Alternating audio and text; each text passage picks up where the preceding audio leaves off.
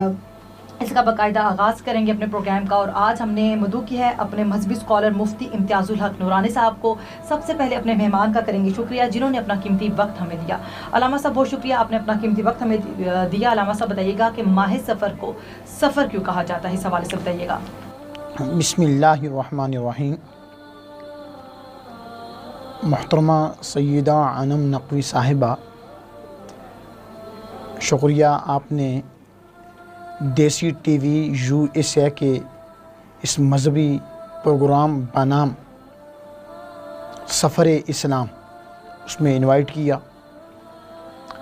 اب آتا ہوں آپ کے سوال کی طرف کہ ماہ سفر کو سفر کیوں کہا جاتا ہے۔ سب سے پہلے سفر کے کچھ معانی عرض کروں گا۔ سفر کا ایک معنی ہے خالی، اور اس کا دوسرا معنی ہے یرکان۔ یرکان کو بھی سفر کہتے ہیں۔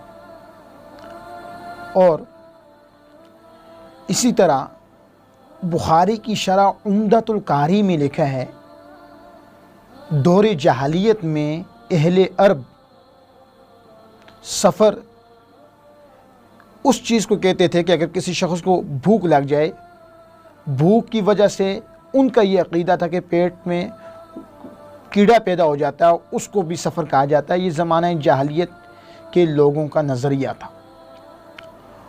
اور اس کے ساتھ یہ بھی عرض کرنا چاہوں گا، حدیث پاک بخاری کی روایت ہے، اس میں آیا کہ والا سفارہ، اور سفر کوئی چیز نہیں، کچھ بھی نہیں، یہ معنی بھی بیان ہوا۔ اور اسی طرح دور جاہلیت میں 4 مہینے ایسے تھے حرمت والے جن میں اہل عرب عموماً جنگ نہیں کیا کرتے تھے۔ رجب کا مہینہ، ذیقعد کا مہینہ، ذوالحج کا مہینہ اور محرم الحرام کا مہینہ۔ ان 3 مہینے چونکہ تسلسل کے ساتھ آ رہے ہیں، ذیقعد، ذوالحج اور محرم، ان کے گزرنے کے فوراً بعد، 90 دن کے گزرنے کے فوراً بعد ہی جیسے ہی ماہ سفر آتا تو وہ لوگ مجادلہ کرتے، محاسمہ کرتے، قتال و جدال کرتے، تنازعات پر گفتگو کرتے، دست و گریباں ہوتے، اور ان کے گھر خالی ہو جاتے تو کہا جاتا سافر المکان یا سافیر المکان، کہ مکان خالی ہو گیا۔ تو ان وجوہ کی بنیاد پر اس مہینے کا نام سفر پڑ گیا ہے۔ صحیح۔ علامہ صاحب بتائیے گا کہ کون سے ایسے کام ہیں، جائز کام، جو ماہ سفر میں نہیں کرنے چاہیے؟ ماہ سفر میں بعض لوگوں کا یہ خیال ہے، بعض باطل عقائد کی وجہ سے وہ کہتے ہیں کہ سفر نہیں کرنا چاہیے۔ صحیح۔ اور یہ کہتے ہیں کہ کوئی کاروبار کا آغاز کرنا چاہ رہا ہے تو وہ سفر میں افتتاح نہ کرے کہ اس کو اس پہ برکت نہیں ہوگی، ترقی نہیں ملے گی، اور سفر اس وجہ سے نہ کرے کہ وہ منزل مقصود تک نہیں پہنچے گا۔ صحیح۔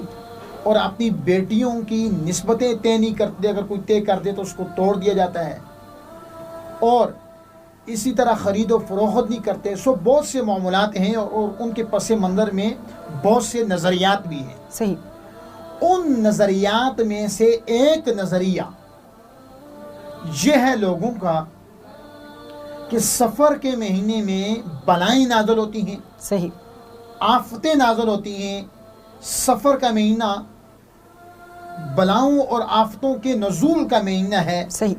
اس وجہ سے لوگوں کا یہ وہم و گمان ہے کہ مذکورہ امور کو بجا نہ لایا جائے۔ صحیح۔ لیکن صحیح بات تو یہ ہے کہ اللہ تعالیٰ نے نہ کسی مہینے کو نامبارک بنایا ہے اور نہ ہی کسی دن کو۔ ہر دن، ہر مہینہ برکتوں والا ہے۔ سبھی کا خالق اور مالک اللہ تعالیٰ ہے۔ تو عصر حاضر میں بھی زمانہ جاہلیت کی طرح بعض لوگوں نے وہی دور جاہلیت کے جو عرب تھے ان کے نظریات کو اپنایا ہوا ہے۔ وہ یہ سارے معاملات اس وجہ سے نہیں کرتے کہ کہیں یہ معاملات رنجیدہ نہ ہو جائیں اور ان کے ثمرات انہیں نصیب نہ ہوں اور نتائج انتہائی خطرناک نہ ہوں۔ صحیح. اس کے ساتھ ایک اور بات کی وضاحت کرنا چاہوں گا